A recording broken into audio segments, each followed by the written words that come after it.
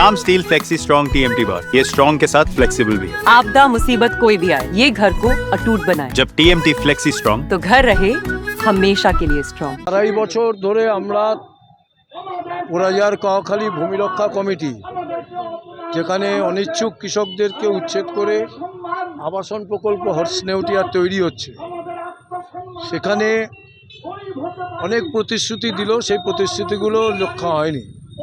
Siliguri Jalpaiguri development অথরিটির chairman যখন সৌরভ চক্রবর্তী ছিল, তিনি বলেছিলেন 250 যে কৃষক যারা, তাদেরকে আর্লি উইকার সেকশন তাদেরকে ফ্ল্যাট দেওয়া হবে, আর যারা অনিচ্ছুক কৃষক তাদেরকে জমির প্লট দেওয়া হবে।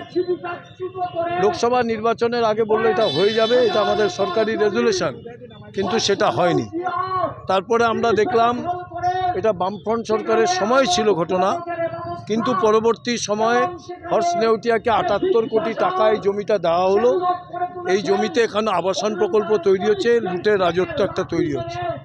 দ্বিতীয় আরেকটা সংগঠন আছে এখানে আমরা, সেটা হচ্ছে তিস্তা মহানন্দা সেচ প্রকল্পের ভূমি রক্ষা কমিটি।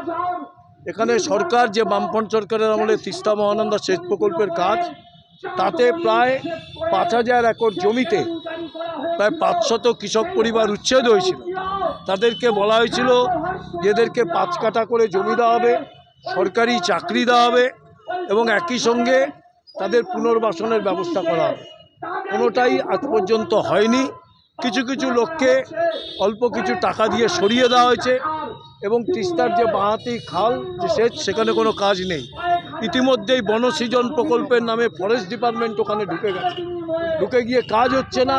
মাঝখান দিয়ে জমির দালাল, যেভাবে দার্জিলিং জেলার শিলিগুড়ি মহকুমাতে জমির দালালরা নকশালবাড়িতে, ফাঁসি দেওয়াতে সমস্ত জায়গায় জমির দালালরা সেখানে জমি বিক্রি করতে আরম্ভ করছে।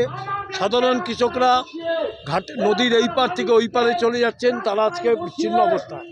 আমরা কয়েক দফায় মহকুমা পরিষদ, জেলাশাসক, SJDA দপ্তর অভিযান করেছি, কিন্তু আজকে জেলাশাসক আমাদের সাথে বলেছিল দেখা করবে। প্রতিবারের মতো এবারও তারা দেখা করলেন না। আমরা স্বাভাবিকভাবে এখানে বসে আছি। যদি আজকে যিনি এইও, তিনি যদি আমাদেরকে বলেন, ये स्टाइल का मामला है, रूपा फ्रंटलाइन।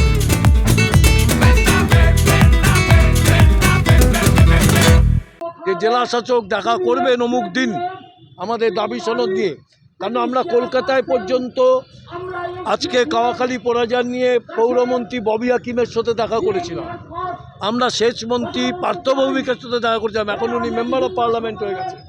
ফলে সমস্ত কিছুর জায়গাটা যদি এটা না সমাধান হয়, তাহলে স্বাভাবিকভাবে আমরা কিন্তু রাস্তায় অবরোধ, ধর্মঘট, এই রাস্তায় যাব। আগামী 20 মে গোটা ভারতবর্ষে কেন্দ্রীয় ট্রেড ইউনিয়নের ধর্মঘট আছে। এই ধর্মঘটের সাথে সাথে এই দাবিটাকেও আমরা যুক্ত করে ধর্মঘটের রাস্তায় যাব এবং এই আন্দোলনের রাস্তায় যাব যদি এর সমাধান না হয়। হ্যাঁ, আজকে স্মারকলিপি আমরা দেব। স্মারকলিপি তো প্রথমে ডিএম দেখা করবে, আমরা বলেছি ডিএম না দেখা করলে কোনো দায়িত্বশীল অফিসার, তাকে বলতে হবে ডিএম কবে আমাদের সাথে দেখা করবে ইত্যাদি। ডিএম যে সপ্তাহে পাহাড়ে বসে থাকেন এমনটা নয়। আমাদের কালকে চিঠি দিয়ে ওনারা জানিয়েছিলেন যে আপনারা আসুন। আমাদেরকে বলতে হবে কেন ডিএম আজকে দেখা করলেন না, কেন আজকে এটা বারবার, একবার নয় 2 বছর ধরে এই ঘটনা ঘটে যাচ্ছে ইত্যাদি। সেইভাবে আমরা স্মারকলিপি দেবো। স্মারকলিপি জায়গা থেকে দাঁড়িয়ে আজকে সমাধান। বাসুদেব বসু, তিস্তা মহানন্দা ভূমিগ্রস্ত ক্ষতিগ্রস্ত সেচ প্রকল্পের কমিটি এবং কাওয়াখালী পোড়াজার কমিটির লোক।